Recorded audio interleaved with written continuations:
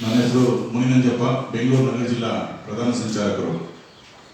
ಏನು ಒಂದು ಪತ್ರಿಕಾಗೋಷ್ಠಿ ಕಾರ್ಯಕ್ರಮವನ್ನು ಕುರಿತು ರಾಜನಾಯಕರಾದಂಥ ನಮ್ಮ ಮಾವಳಿ ಶಂಕರ್ಜಿಯವರು ಮಾತನಾಡಿದ್ದಾರೆ.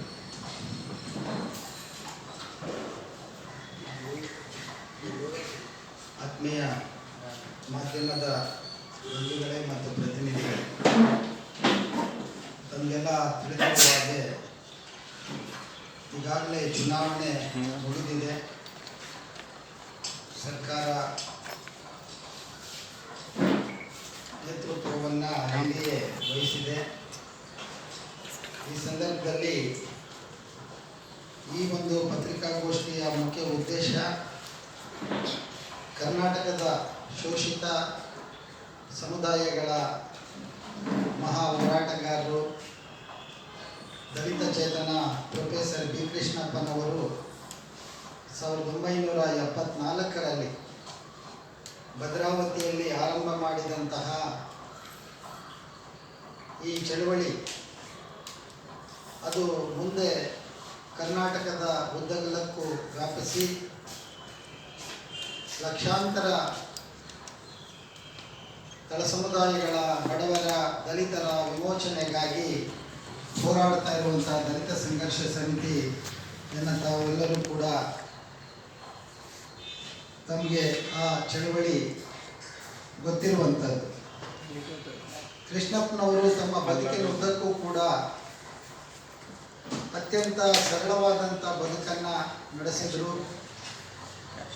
ಸ್ವಾಭಿಮಾನದ ಹೋರಾಟವನ್ನು ಕಟ್ಟಿಕೊಂಡರು ಮತ್ತು ರಾಜಕೀಯವಾಗಿ ಈ ಶೋಷಿತ ಸಮುದಾಯಗಳು ಪ್ರಬಲರಾಗಬೇಕು ಅನ್ನುವಂಥ ಕನಸನ್ನು ಕೂಡ ಅವರು ಹೊಂದಿದರು. ಸುಮಾರು 3 ದಶಕಗಳ ಕಾಲ ಈ ರಾಜ್ಯವನ್ನು ಸುತ್ತಾಡಿ ಇಲ್ಲಿರುವಂಥ ಅಸ್ಪೃಶ್ಯತೆ, ಜಾತಿ ಪದ್ಧತಿ, ವರ್ಗ ಅಸಮಾನತೆ, ಬಡತನದ ವಿರುದ್ಧ ಅವರು ಬಹುದೊಡ್ಡ ಹೋರಾಟವನ್ನು ಕೈಗೆತ್ತಿಕೊಂಡರು. ಇವತ್ತು ದಲಿತ ಸಮುದಾಯಗಳಿಗೆ, ಶೋಷಿತ ಸಮುದಾಯಗಳಿಗೆ, ಹಿಂದುಳಿದ ಜಾತಿಗಳಿಗೆ ಏನಾದರೂ ಅಲ್ಪ ಸ್ವಲ್ಪ ಭೂಮಿ ದಕ್ಕಿದೆ ಅಂದರೆ ಅದು ಪ್ರೊಫೆಸರ್ ಬಿ ಕೃಷ್ಣಪ್ಪನವರು ನಡೆಸಿದಂತಹ ಬಹುದೊಡ್ಡ ಭೂ ಹೋರಾಟಗಳನ್ನು ನಾವಿಲ್ಲಿ ನೆನಪು ಮಾಡಿಕೊಳ್ಬೇಕು. 1973-74ರಲ್ಲಿ ಅವರು ನಡೆಸಿದಂಥ ಸಿದ್ಲಿಪುರ ಭೂ ಹೋರಾಟ ಸುಮಾರು 1 ವರ್ಷಗಳ ಕಾಲ ಆ ಹೋರಾಟ ಭದ್ರಾವತಿಯಲ್ಲಿ ನಡೆಯಿತು. ಅದರ ಪರಿಣಾಮವಾಗಿ ಸರ್ಕಾರ ಭೂ ಹಂಚಿಕೆ ಪ್ರಕ್ರಿಯೆಯನ್ನು ಆರಂಭ ಮಾಡಿದ್ದು ಅದು ಇತಿಹಾಸ. ಅದು ಹಾಗೆಯೇ ದಲಿತ ವಿದ್ಯಾವಂತರು ಏನಿದ್ರು ಅವರಿಗೆ ಉದ್ಯೋಗ ಸಿಕ್ಕಬೇಕು ಅನ್ನುವಂಥ ಹೋರಾಟವನ್ನು ಕೂಡ ಅವರು ಕೈಗೆತ್ತಿಕೊಂಡಿದ್ದರು. ಜೊತೆಗೆ ನಿಮಗೆಲ್ಲ ಗೊತ್ತಿರುವ ಹಾಗೆ ಹೆಂಡ ಬೇಡ, ಸಾರಾಯಿ ಬೇಡ, ಶಾಲೆ ಬೇಕು ಅನ್ನುವಂಥ ಹೋರಾಟ ಇಡೀ ರಾಜ್ಯಾದ್ಯಂತ ಹಮ್ಮಿಕೊಂಡಾಗ ರಾಜ್ಯದಲ್ಲಿ ಅಂದಿನ ಸರ್ಕಾರ ಹೆಂಡವನ್ನು ನಿಲ್ಲಿಸಿದ್ರು. ಅದರ ನಂತರ ವಸತಿ ಶಾಲೆಗಳು ಆರಂಭ ಆದವು. ಇಡೀ ರಾಜ್ಯಾದ್ಯಂತ ವಸತಿ ಶಾಲೆಗಳ ಆರಂಭ ಆಯಿತು. ಇವತ್ತು ಸಾವಿರಾರು ಸಂಖ್ಯೆಯಲ್ಲಿ ಮಕ್ಕಳು ಇವತ್ತು ರೆಸಿಡೆನ್ಷಿಯಲ್ ಸ್ಕೂಲ್ಗಳಲ್ಲಿ ಓದ್ತಾ ಇದ್ದಾರೆ. ಮೊರಾರ್ಜಿ ಆಗಿರ್ಬೋದು, ರಾಣಿ ಚೆನ್ನಮ್ಮ ಆಗಿರ್ಬೋದು, ಇಂಥ ಸುಮಾರು 1000ಕ್ಕೂ ಮೇಲ್ಪಟ್ಟು ವಸತಿ ಶಾಲೆಗಳು ಇವತ್ತಿದ್ದಾರೆ.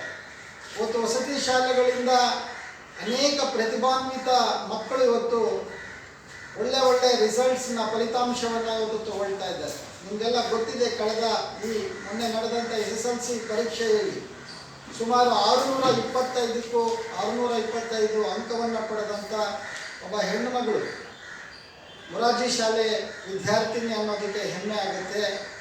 ಅದು ಕೃಷ್ಣಪ್ಪನವರ ಹೋರಾಟ.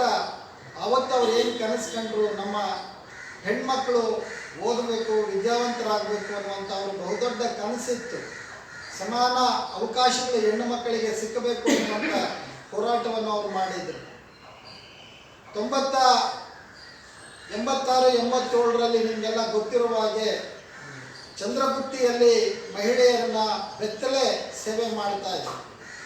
ಆ ಚಂದ್ರಗುತ್ತಿ ತಾಯಿ ದೇವರ ಹೆಸರಲ್ಲಿ